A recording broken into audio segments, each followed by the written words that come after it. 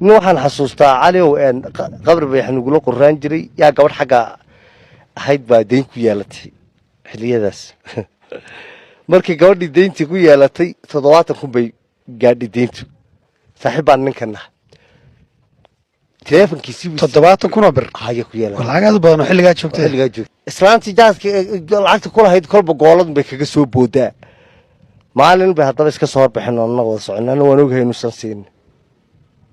dhaafun bay soo kala lacagtayso inaad anigu lahayn oo xalay ku siiyay yuu ilaahay ugu ogyahay wal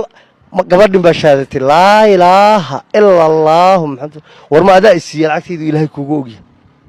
in eega weysayso ii dhaaro in marin bii kolku sii dhaarinay baan ku wariyaa warwani sognahay marka marii ku sii gabadha lacag ma siin gabadha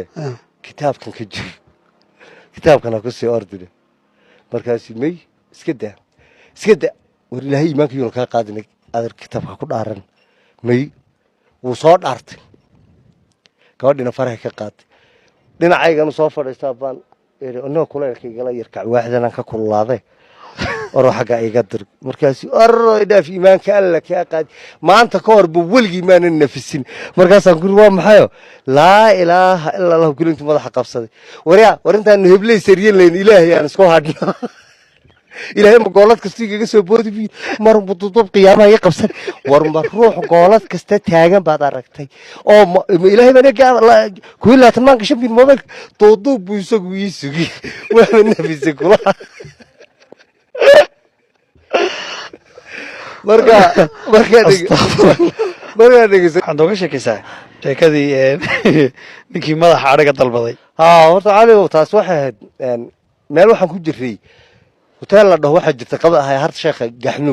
gaxnug hay waa nin aad hilibkiisa loo jecel yahay waa nin aad mataqaano cunto macaan ku soo marka nin baa madax baa u dalbaday oo meel agteeda loo soo dhigay markaas aynaadar ayga soo hagaaj cuntadii baan yar joojiya baan saa u yar eegayaan aynaadar iga soo hagaaj kiimu talabka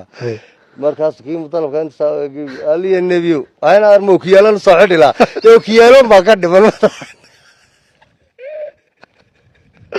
astaghfirullah altadii ku qaaci gaari yaa ka kacay oo ninkii warunti oo kiyaalo ma ka dhimanay gabadh xal lagu dhiibay ma kiyaalo soo xidhila meel kale laga soo hagaajin ma jirtee